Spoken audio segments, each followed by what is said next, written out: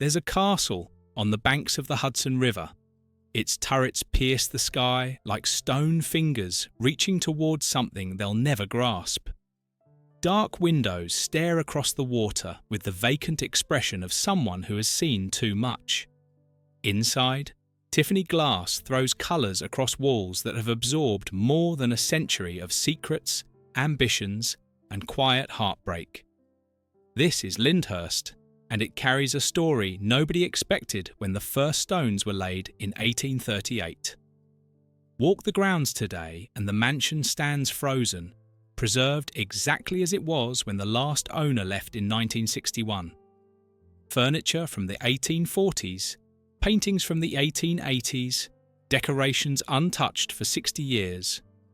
But something whispers here of dreams that grew too large, of a family that couldn't escape the shadow of the man who made them rich, and of a fortune that slipped away. The limestone was quarried by prisoners at Sing Sing, just up the river. From the beginning, irony was built into these walls. A house meant to represent freedom, constructed by men who had none. Paulding's folly. It started with a folly. That's what the critics called it in 1838, when former New York City Mayor William Paulding decided to build his retirement villa overlooking the Hudson. Paulding's folly.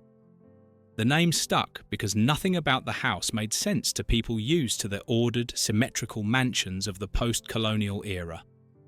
This place was different. Asymmetrical turrets jutted out at odd angles. Gothic arches appeared where you didn't expect them. Flying buttresses supported walls that seemed to defy the conventional wisdom of how houses should be built. The architect, Alexander Jackson Davis, had designed something revolutionary, and like most revolutionary things, people either loved it or thought it was absurd. Paulding, a War of 1812 veteran and two-term mayor, didn't much care what the critics thought. He'd made his money, served his time in public office, and now he wanted a place to disappear. He named it Knoll, though nobody else called it that. He lived there quietly with his family, tending to the property that stretched out over rolling farmland, and probably enjoyed the scandal his house caused in architectural circles. But Paulding didn't get to enjoy his folly for long. He died at Knoll in 1854, barely a dozen years after it was completed. The house passed to his son Philip, who found himself in financial trouble by the early 1860s. Philip tried renting it out, tried holding on to it, but eventually had to sell. The house sat empty for a time, this strange Gothic castle on the Hudson that nobody quite knew what to do with. Then came George Merritt, the merchant's dream. Merritt was a merchant who'd made his fortune in New York City. When he bought Knoll in 1864, he saw potential where others saw peculiarity. He brought back Alexander Jackson Davis, the original architect, and told him to make it bigger. Much bigger. Davis doubled the size of the mansion, adding a north wing with a 4-story tower, a new dining room, new bedrooms, servants' quarters, and a porte-cochere that announced to anyone arriving that this was no longer a modest country villa. This was a statement. Merritt renamed the estate Lyndhurst, after the linden trees he'd planted across the property. He hired Ferdinand Mangold, a master gardener from Bavaria who'd previously worked for King Leopold of Belgium. Mangold transformed the farmland that Paulding had maintained into something from a European dream. He drained swamps and created rolling lawns. He planted specimen trees from around the world and designed walkways that revealed surprise views of the Hudson River at every turn. He built a Moorish-style greenhouse that became the crown jewel of the grounds, a place where exotic plants could thrive in the harsh New York winters. For nearly a decade, George Merritt and his wife Julia lived in their expanded Gothic palace. They entertained guests, showed off the architecture, and enjoyed the kind of life that successful merchants could afford in the age after the Civil War. But George Merritt didn't get to enjoy it nearly long enough. He died in 1873, leaving Julia alone with an enormous estate to manage. The economy was struggling. Julia put the house on the market immediately, but nobody wanted to buy a Gothic castle in the middle of an economic downturn. She waited. She maintained the property as best she could, and she waited some more. 7 years later, in 1880, she finally found a buyer. His name was Jay Gould, the most hated man in America. If you wanted to choose one man who embodied everything Americans both admired and despised about the Gilded Age, you'd be hard-pressed to find someone better than Jay Gould. Born in poverty in upstate New York in 1836, Gould had clawed his way up from absolutely nothing. His father was a failed farmer. His mother died when Jay was young. He grew up in a world where every meal was uncertain, where comfort was something other people enjoyed. But Jay Gould had something that poverty couldn't take away. He was brilliant, frighteningly brilliant. He taught himself surveying as a teenager, and by age 15 he'd left home to work mapping counties across New York. He saved every dollar. He learned every trick. And by his early 20s, he'd accumulated enough capital to begin speculating in the one industry that defined America's future: railroads.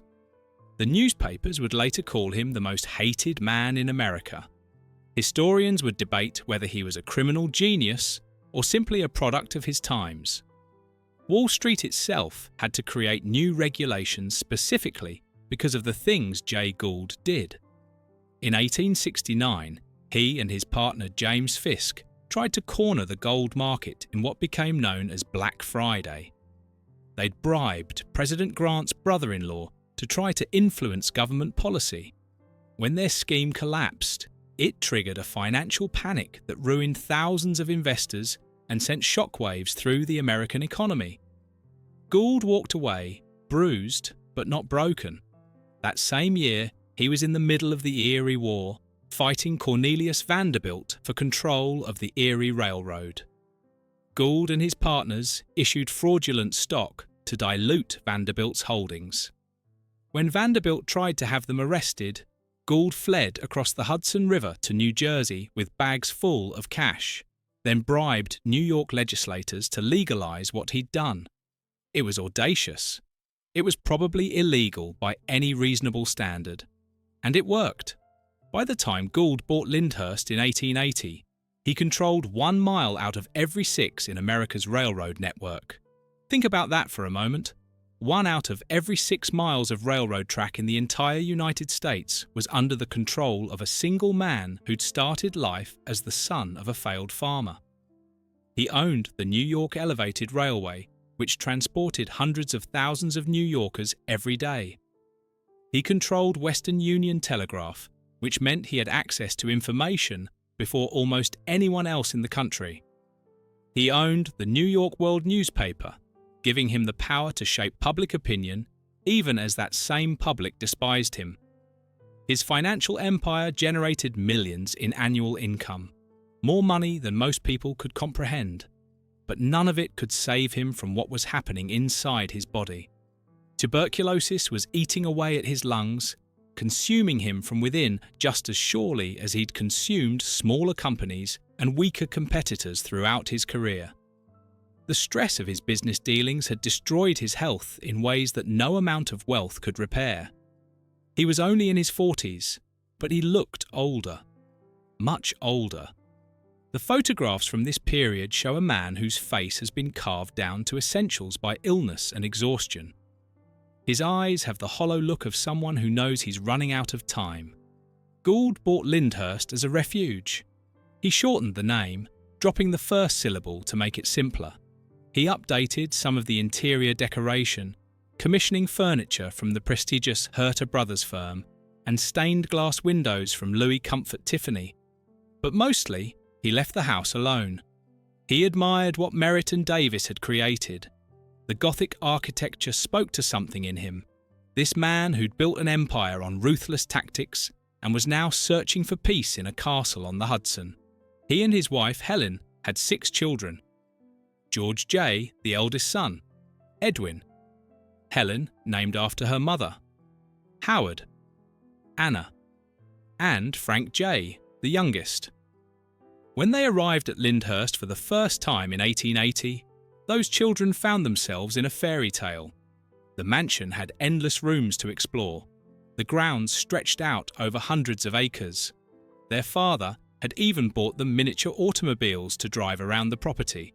For children who'd grown up watching their father work himself to exhaustion in Manhattan, Lyndhurst must have seemed like another world entirely. But Jay Gould remained Jay Gould, even in his castle. He maintained armed guards around the perimeter of the estate at all times. He knew how much he was hated. He knew that fortunes like his attracted danger.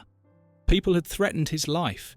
Investors he'd ruined wanted revenge.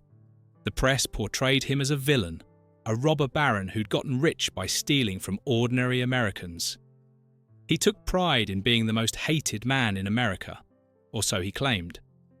But pride and paranoia often look similar from the outside.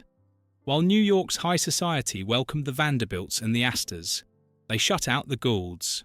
It didn't matter how much money Jay had. It didn't matter that he owned half of Western Union or controlled railroads that crossed the continent. His reputation was too dark. His methods were too notorious. The scandal of Black Friday, the corruption of the Erie War, the countless smaller betrayals and manipulations. New York society had standards, and Jay Gould had crossed too many lines. His wife Helen felt the sting of those snubs. She'd married Gould when they were both young, before the wealth and the infamy. She had modest social ambitions, nothing extravagant. She wanted to be invited to the right tea parties, to be included in the garden parties that the local aristocracy held. At Lyndhurst, away from Manhattan's most elite circles, she found a measure of acceptance. The Tarrytown society was kinder to the Goulds, but she knew that in the city they would always be outsiders. For Jay Gould himself, Lyndhurst served a different purpose. He would commute from the estate to Manhattan aboard his steam yacht, the Atalanta. He'd spend his days in the city fighting his business battles, manipulating markets, crushing competitors. Then he'd return to Lyndhurst, where he could tend his orchids in the greenhouse that Ferdinand Mangold maintained. He had one of the finest orchid collections in America. He would spend hours there, among the exotic blooms, in silence. A man who'd built an empire on aggression and cunning, finding peace in flowers. In 1889, Helen Gould died. She was only 51. The tuberculosis that was killing Jay may have taken her too, or it might have been something else entirely. Jay rarely spoke about personal matters. He dealt with her death the way he dealt with most things, by working harder. But something shifted in him after that. His children noticed it. The ruthless edge that had made him rich seemed to dull slightly. He spent more time at Lyndhurst, more time in the greenhouse, more time with his books. 3 years later, on December 2nd, 1892, Jay Gould died in his Manhattan mansion. He was 56 years old. His 6 children gathered around his bedside as the tuberculosis finally claimed him. The newspapers that had spent decades vilifying him wrote their obituaries. Some conceded his business genius. Most simply noted that one of the most controversial figures of the Gilded Age had passed. Pastors gave sermons describing him as the human incarnation of greed. The public that had hated him seemed almost relieved that he was gone. The fortune divided. But Jay Gould's death created a problem that nobody had quite anticipated. He left behind a fortune estimated at $72 million, roughly $2.5 billion in today's money. And he left it all to his 6 children, divided in equal shares, held in trust. Not a single dollar went to charity. Not a penny went to the public good. Everything went to his family, with one crucial condition built into his will. None of his children could marry without the consent of the estate's trustees. The eldest son, George Jay Gould, was given control of the family's railroad empire and responsibility for managing his siblings' inheritances. He was 28 years old. He'd watched his father build an empire through ruthless tactics and brilliant strategy. George had inherited his father's ambition. Whether he'd inherited his father's genius was another question entirely. America's sweetheart. Helen Gould, the eldest daughter, was 24 when her father died. Her mother had passed 3 years earlier. Suddenly, she found herself responsible for her younger siblings and for Lyndhurst itself. She'd watched her mother struggle with the social exclusion that came with the Gould name. She'd watched her father work himself to death, and she'd decided to do something different. Helen became a philanthropist on a scale that shocked the people who remembered her father.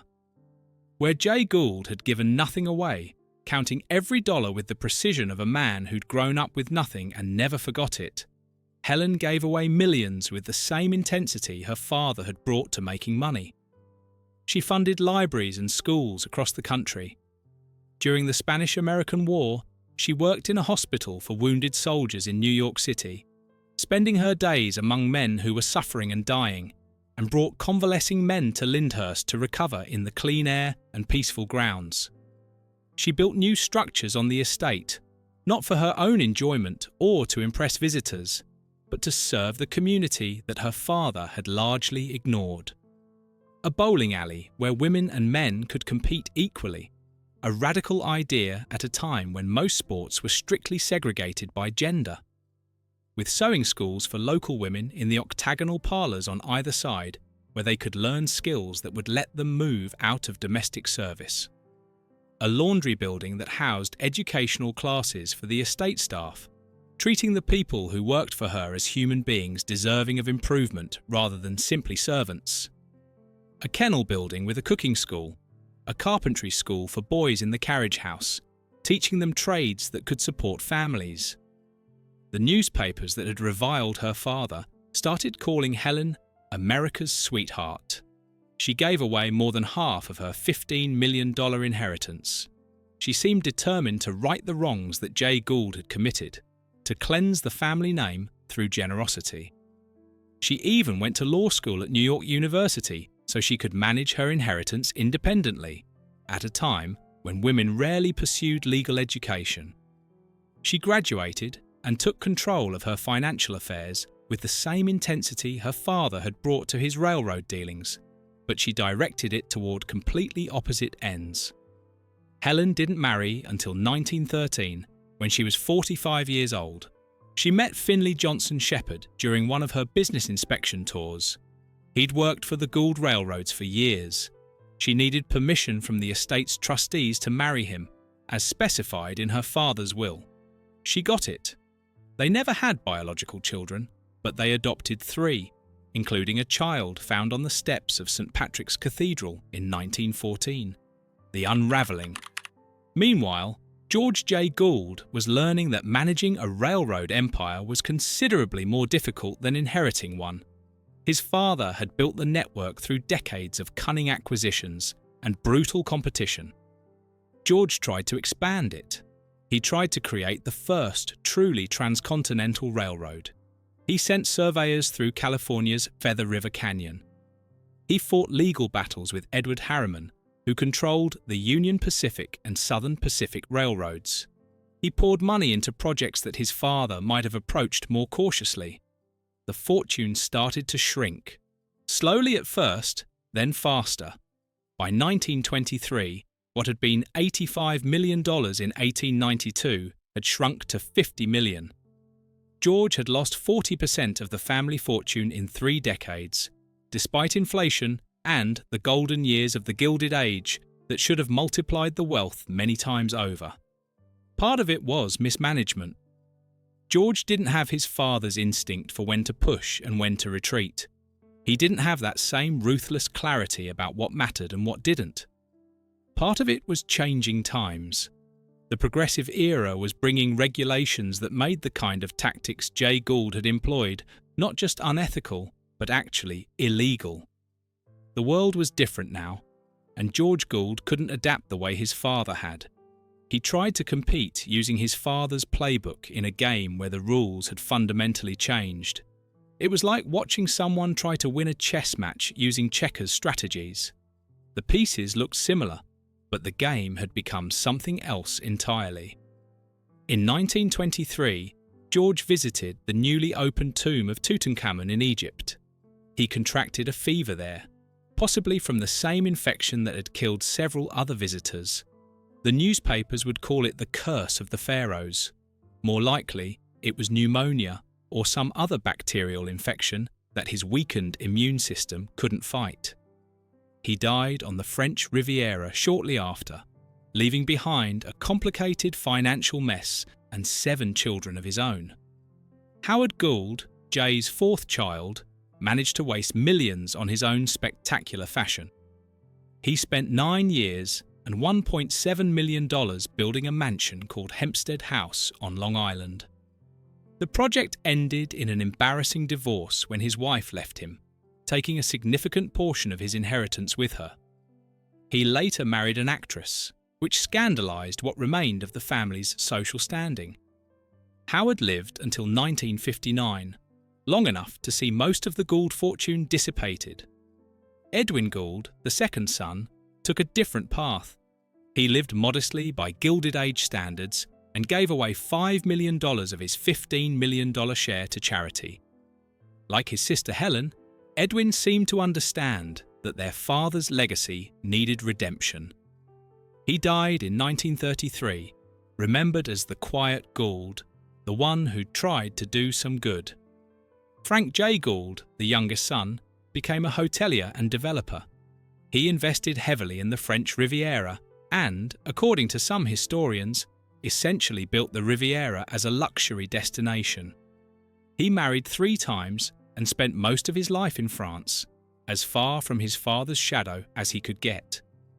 When he died in 1956, he'd managed to preserve some of his inheritance, though nothing like what it should have been: the Duchess and her sorrow. And then there was Anna. Anna Gould was only 5 years old when her family moved into Lyndhurst. She was 17 when her father died. She grew up in the castle on the Hudson, in the shadow of her father's reputation and her older siblings' attempts to escape it. She was beautiful, she was wealthy, and she was exactly the kind of American heiress that European aristocrats were hunting for in the 1890s. In 1895, at age 20, Anna married Paul Ernest Boniface, Comte de Castellane, a French nobleman who was as charming as he was vain and as broke as he was effete. Bonnie, as everyone called him, proceeded to spend Anna's money with breathtaking speed and creativity.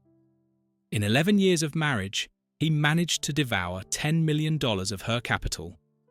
He threw parties that cost hundreds of thousands of dollars, events that made the newspapers across 2 continents. He built a palace in Paris that was designed to rival anything the French aristocracy had ever seen. He collected art and furniture, and anything else expensive he could find, treating Anna's inheritance as an unlimited bank account that existed solely to fund his vision of aristocratic splendour. Anna watched her fortune evaporate while bearing him 3 sons, all of whom would die young, adding layer upon layer of tragedy to a marriage that was already a disaster.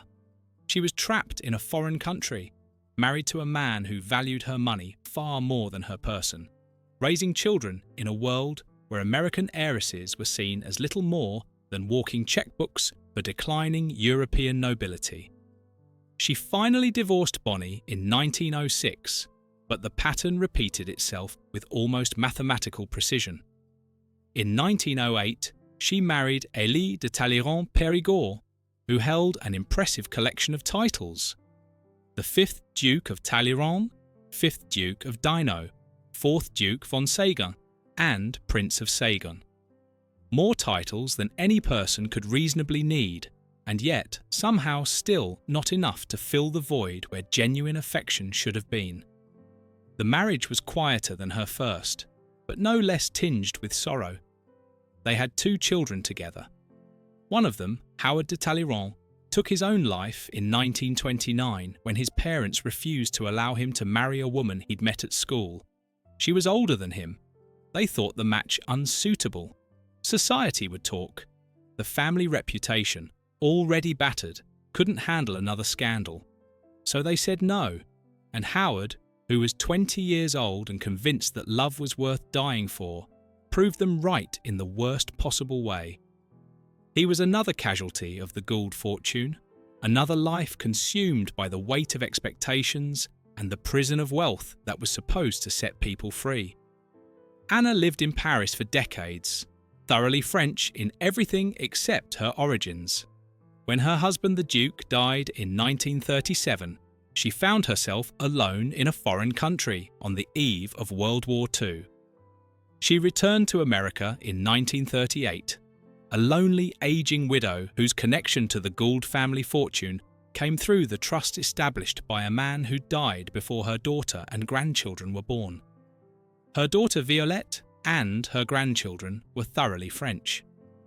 They would inherit the principle of Anna's trust when she died, but they had no real connection to America, to the Goulds, or to Lyndhurst. When Helen Gould Shepherd died in 1938, she left Lyndhurst to Anna.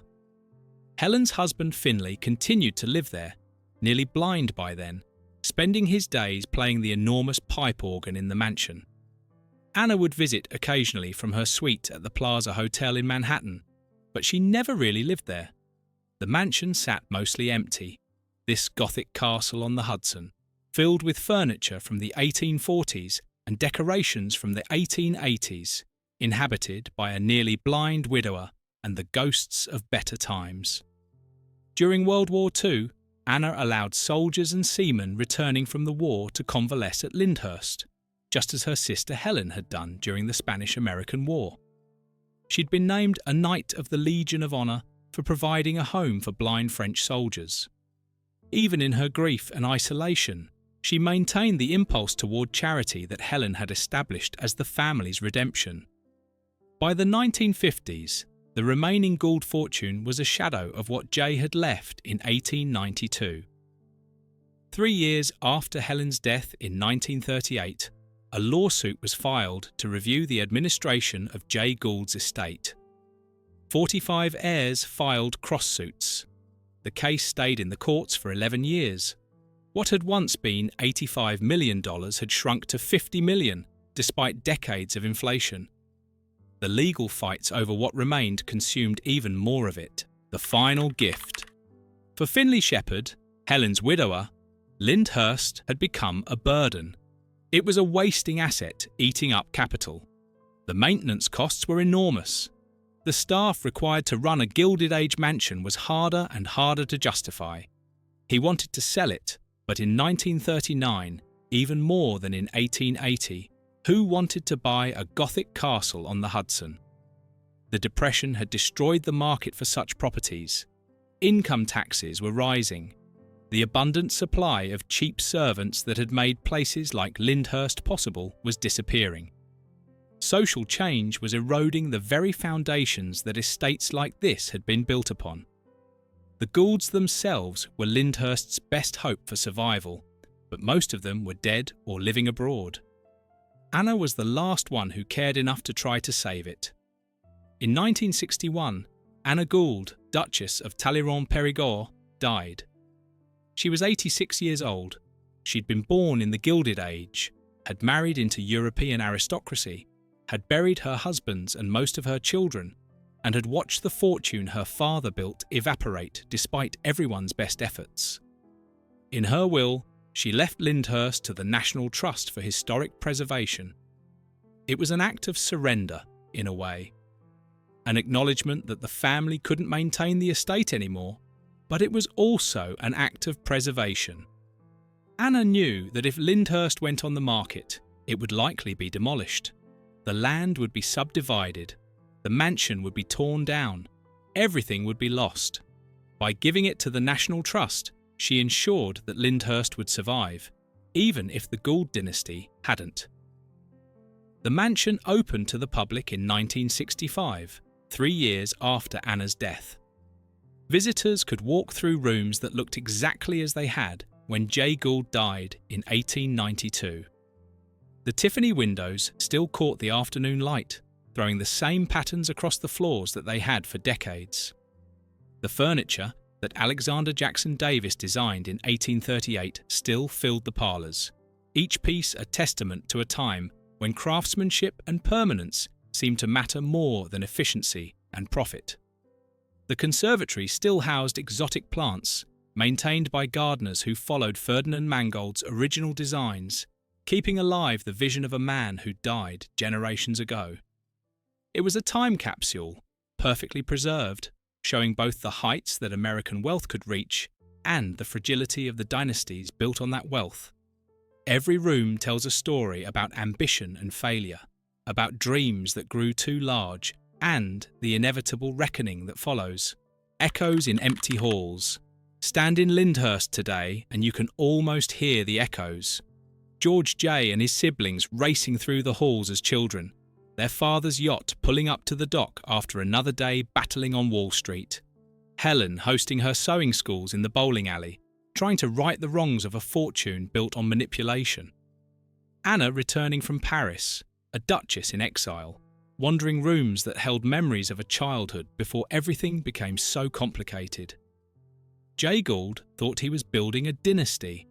He divided his fortune equally among his 6 children, thinking that shared inheritance would keep them together, keep the wealth intact. He built mechanisms into his will to control them even from the grave, requiring trustee approval for marriages, mandating cooperation. He thought the castle on the Hudson would be their kingdom for generations. He was wrong about almost all of it. The fortune he left them in 1892 should have multiplied. Instead, it shrank. George lost 40% through mismanagement and bad timing. Howard squandered millions on vanity projects.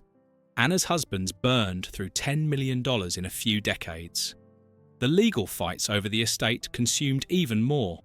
By the time Anna donated Lyndhurst in 1961, the great Gould fortune had largely evaporated, scattered across bad investments, expensive divorces, European palaces, and the simple grinding costs of maintaining a lifestyle that the modern world no longer supported. The mansion survived because Anna gave it away. The dynasty didn't survive at all. There's a cruel irony in that. Jay Gould spent his life acquiring, controlling, dominating. He built an empire through ruthless tactics that earned him a reputation darker than almost any industrialist of his age. He left everything to his children, trying to ensure the family would remain powerful for generations. And in the end, the only thing that survived was the house he tried to hide in, preserved not by the family but by strangers, maintained not through wealth but through charity. Helen understood something her father never did. She gave away millions, trying to redeem the Gould name through philanthropy. She built schools and funded libraries and brought wounded soldiers to Lyndhurst to heal. The newspapers stopped calling her a Gould and started calling her America's sweetheart. But even Helen's millions couldn't save the dynasty. They just bought a measure of grace. Walk through Lyndhurst on a grey afternoon when the Hudson is the colour of lead and the wind moves through the linden trees, and you can feel it. The weight of all those dreams that failed, the ambition that built the mansion, the paranoia that lined it with armed guards, the hope that it could be different, that wealth could bring happiness, that a Gothic castle could somehow protect a family from the consequences of how that wealth was earned. The mansion stands as a monument to a particular moment in American history. The Gilded Age, when fortunes were made overnight and lost almost as quickly. When men like Jay Gould could manipulate entire markets and trigger national panics. When European aristocrats married American heiresses for their money and burned through millions like they were nothing. When the gap between rich and poor grew so vast that it seemed like different worlds existed on the same continent. But it stands, too, as a reminder of how fragile it all was. How quickly the fortune evaporated. How the children and grandchildren couldn't hold on to what Jay Gould had built. How the very tactics that made him rich became illegal in the next generation. How society changed, how values shifted, how the world moved on and left the Goulds behind. The Gothic architecture that critics called Paulding's folly turned out to be prophetic. The whole thing was a folly in the end. The mansion, the fortune, the dynasty. All of it was built on sand, even if nobody realised it at the time. Jay Gould thought he was building forever. He lasted 3 generations. What remains? Today, you can tour Lyndhurst for a modest admission fee. You can see the Tiffany windows and the Davis furniture, and the conservatory where Jay Gould tended his orchids. You can walk the grounds that Ferdinand Mangold designed. You can stand in the bowling alley where Helen taught sewing to local women. You can imagine what it must have been like when the Goulds lived here, when 6 children ran through these halls, when this Gothic palace served as the refuge of one of America's most controversial industrialists. But you can't bring back what's lost. You can't reconstruct the dynasty that fell apart despite all the money and all the planning. You can't undo the choices that Jay Gould made, the enemies he created, the reputation that excluded his family from society, even as they had more money than most of the people who excluded them. You can't save George Jay Gould from his own incompetence, or Anna from marrying men who saw her as a bank account with a pretty face. You can't prevent Anna's son from the desperate act that ended his life at 20, or the dozens of other small tragedies that accumulated until the whole thing collapsed. The mansion survived. The dynasty didn't.